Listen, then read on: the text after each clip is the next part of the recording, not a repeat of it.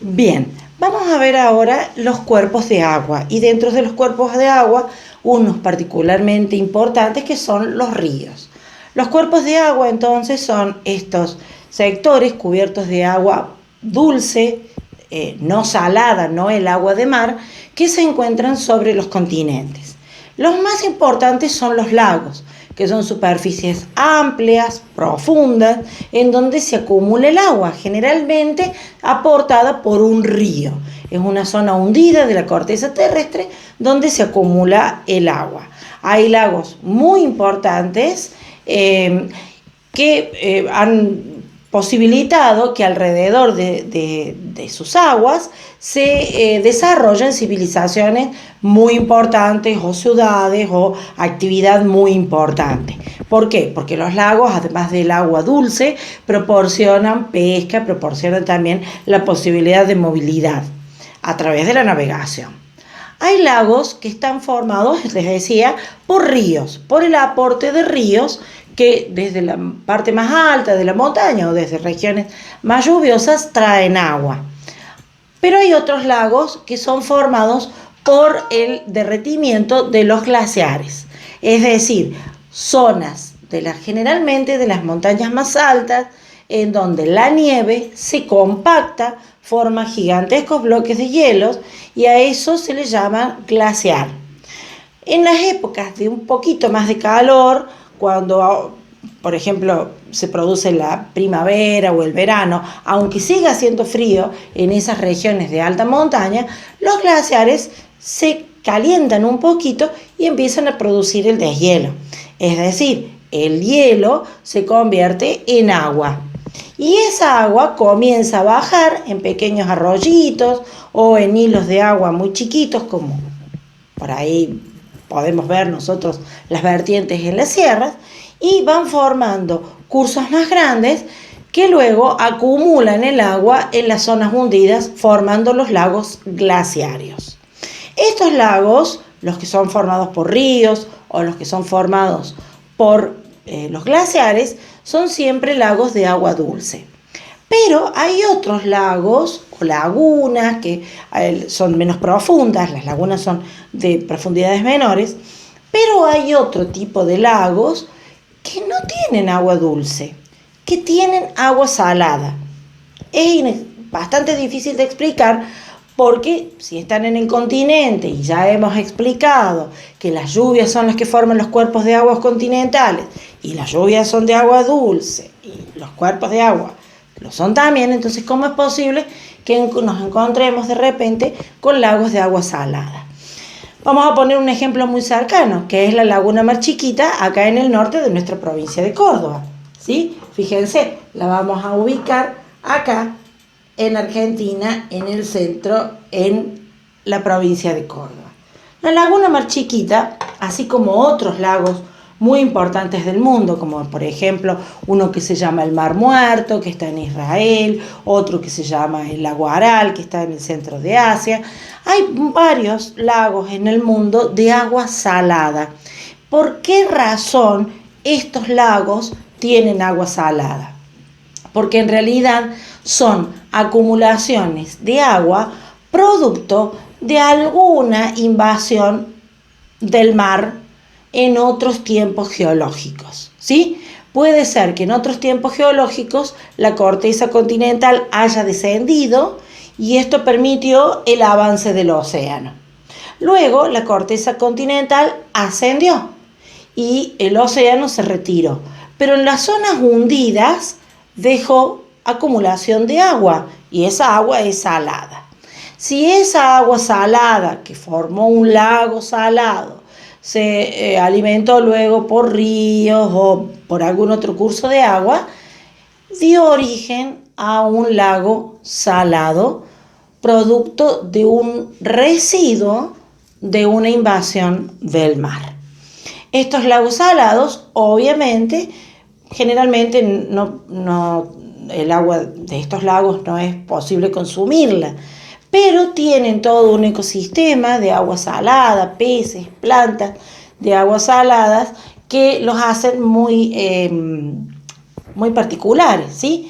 En el caso de la Laguna Mar Chiquita, acá en nuestra provincia de Córdoba, o Mar de Ancenusa, como le decían los antiguos pobladores de la región, es un centro turístico muy importante, porque imagínense, nosotros los cordobeses vivimos muy lejos del mar. Entonces, para nosotros el mar es algo desconocido, al que vamos solamente en alguna vacación. Entonces, tener un verdadero mar de agua salada, no es un mar, es una laguna muy grande, pero tener un cuerpo de agua salada tan importante y tan grande, con su playa, con sus residuos de sal, la hace muy especial y un centro turístico de gran valor para nuestra provincia. Bien, otro cuerpo de agua muy importante son los ríos. Los ríos tienen varias características que los hacen fundamentales para la vida del hombre. Por un lado, llevan a grandes distancias el agua potable, dulce, que el hombre puede consumir, ¿sí? Generalmente los ríos nacen en regiones donde llueve mucho y luego atraviesan muchos kilómetros, a veces por regiones verdaderamente desérticas, y siempre los ríos tienden a desembocar, a terminar en el océano, o bien en otro lago, o a lo mejor también pueden unirse a otro río. Un caso muy importante de un río que le da vida a un desierto es el río Nilo, que se encuentra en África. Acá lo vamos a ubicar. En África es el río más largo del mundo y nace en una zona muy alta del centro de África, en la zona de Kenia, Etiopía, en donde llueve muchísimo. Allí se forma un río gigantesco. Este río comienza a dirigirse hacia el norte de África y lentamente empieza a ingresar a una zona donde no llueve nunca, cada vez más desértica, que es el gran desierto del Sahara. Y termina cruzando todo el desierto del Sahara y se da la gran contradicción de que en un desierto donde no crece absolutamente nada, pasa este río inmenso que realmente da la vida a esta región, y alrededor del río hay cultivos y hay población y hay toda una vida que no solamente utiliza el agua del río como agua potable y como agua para riego, sino también para trasladarse, porque el río en este tramo ya es muy manso y permite la navegación, ¿sí? Entonces los ríos son muy importantes. No solamente proporcionan agua, sino que también proporcionan el riego. El hombre puede sacar a través de canales agua y llevarla a otros lugares, a los campos de cultivo para regar. También en los ríos que son mansos o en los ríos que tienen una buena correntada sin tantas irregularidades, los ríos permiten la navegación y así la comunicación entre ciudades o entre lugares. Y también los ríos son muy importantes porque pueden proporcionar energía. Los ríos también pueden proporcionar energía hidroeléctrica. Es decir, si el hombre instala centrales hidroeléctricas en el curso del río, el mismo movimiento del agua puede producir la electricidad y esta ser llevada a regiones muy lejanas. Y es una energía no contaminante y muy barata, porque el agua del río está siempre presente y no genera prácticamente gastos. Entonces los ríos son muy importantes para las sociedades. En muchos momentos el curso y el uso de los ríos ha sido motivo de encuentro o de desencuentro entre los pueblos. A veces los ríos son utilizados para establecer el límite. Por ejemplo, Argentina con Paraguay, con Brasil y con Argentina estableció sus límites íntegramente por ríos. Los ríos Paraguay, Paraná, Iguazú, Uruguay son los que se han utilizado para establecer el límite con estos países en unos acuerdos muy pacíficos que no generaron ninguna disputa. Y en otras ocasiones, otros países han tenido verdaderos enfrentamientos por el uso del agua de un río. ¿sí? Sobre todo en aquellos países en donde el agua es más escasa. Vamos a ver entonces cómo es el recorrido de un río. El río tiene su nacimiento generalmente en las regiones centrales de los continentes, generalmente en las montañas, ¿sí? Allí se van formando pequeños cursos de agua que se unen y van a formar un río principal. Luego se le pueden unir otros ríos y a estos ríos que se unen al cuerpo principal se les llama afluentes. De esta manera el río llega a su último tramo para desembocar en el océano en lo que se llama la desembocadura. La desembocadura puede tener varias formas. A veces desemboca en forma de un embudo simple, en forma de triángulo. En ese caso, esa forma de desembocadura se llama estuario. Y si el río se abre en varios brazos, dejando islas entre esos brazos, lo que forma es un delta. Por ejemplo, acá en nuestra República Argentina, el hermoso delta del Paraná. El río Paraná se une al río Uruguay y en ese último tramo se abren varios brazos y entre esos brazos hay unas islas hermosas, llenas de vegetación, muchas están habitadas y forman el hermoso delta del Paraná. Bien, toda la región que es regada por este río principal y sus afluentes se llama cuenca, ¿sí? La región, entonces, nosotros la tenemos que medir en kilómetros cuadrados, porque es un área. Toda el área que recoge el agua y va formando un curso de agua importante, toda esa área se llama entonces cuenca. Y el curso del río sería este caminito que el río hace desde que nace hasta que desemboca. Todo eso es el curso del río. Y la zona hundida por donde el río corre se llama cauce, ¿sí? Los ríos siempre buscan recorrer las zonas más hundidas. Entonces, ese camino caprichoso y a veces con curvas e irregularidades que recorren los ríos se llama cauce. En todo este camino, desde el nacimiento hasta la desembocadura, el río pasa por 3 grandes regiones. La primera parte se llama curso superior.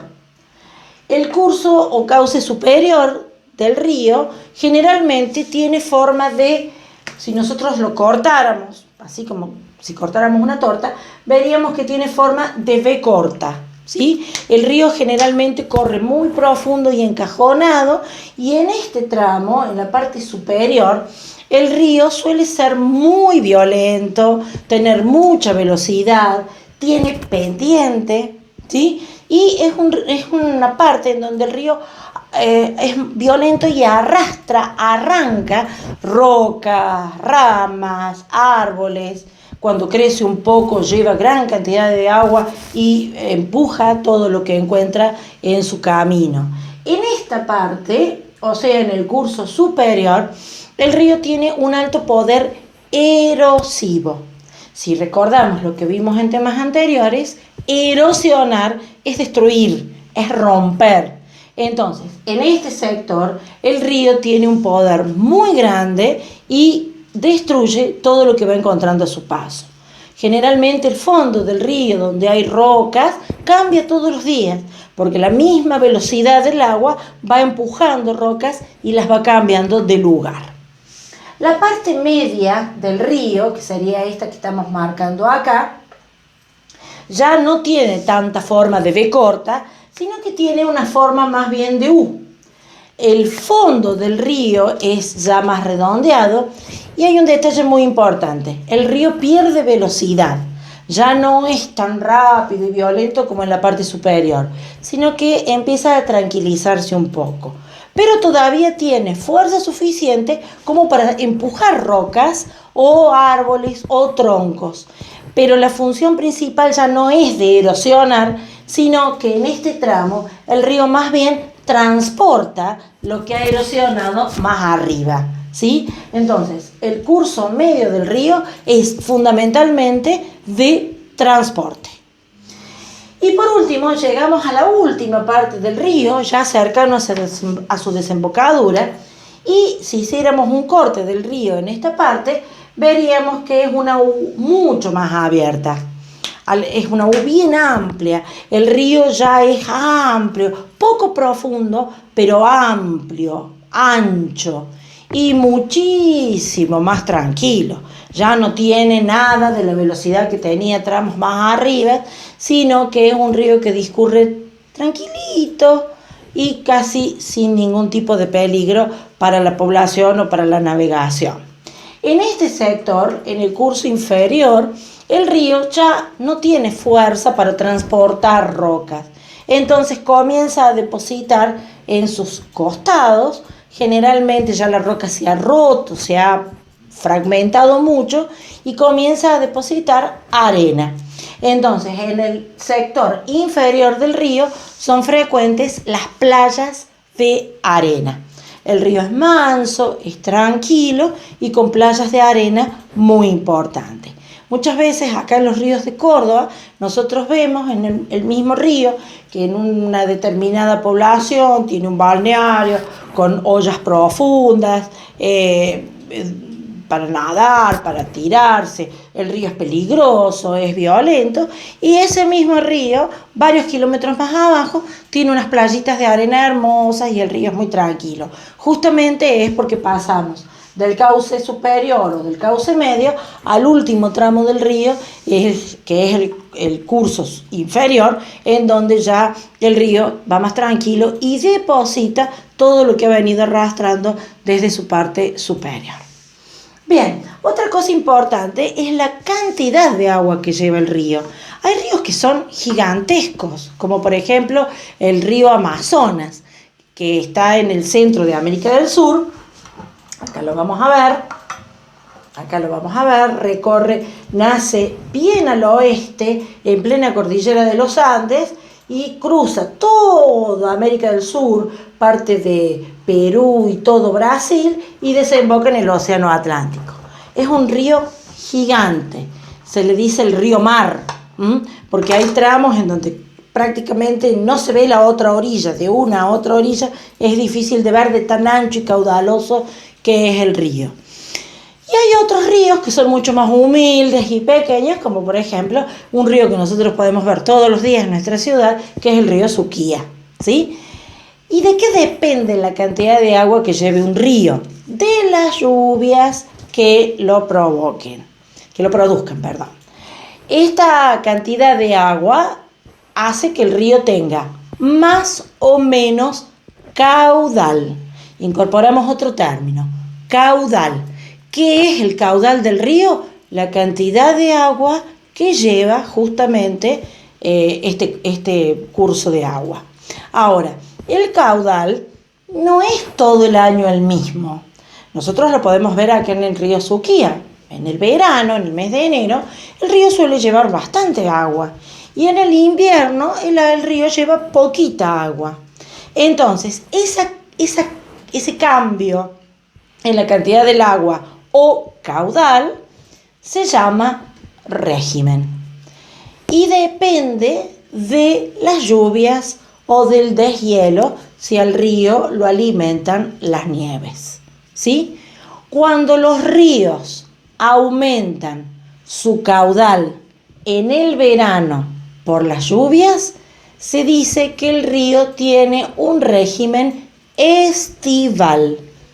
Estival viene de estío, que significa verano, ¿sí? Hay otros ríos que son alimentados por las lluvias de invierno. Hay lugares en donde llueve mucho en invierno y estos ríos aumentan su caudal en el invierno. Entonces, estos ríos pueden tener un régimen otoñal-invernal, que es cuando se produce el máximo de precipitaciones y su máximo caudal. Y hay otros ríos que aumentan en la primavera, justamente cuando hace un poquitito más de calor y las nieves de las altas montañas, los glaciares, se derriten y contribuyen a entregarle más agua al río. Entonces, este río diremos que tiene un régimen primaveral, justamente producto del deshielo. También podemos hablar del régimen según el origen del agua. Si el agua es de lluvia, el río va a tener un régimen pluvial. Pluvial, ¿sí? Son los ríos que crecen por lluvias. Si las lluvias son en invierno, será pluvial invernal. Si las lluvias se producen en verano, será pluvial estival. Y los otros ríos, los que crecen por el deshielo de la nieve o de los glaciares, tienen un régimen nival. Generalmente el régimen nival es también primaveral, que es cuando se produce el derretimiento de las primeras nieves. Bien. Sofi, cuando lo edites, acordate que tenés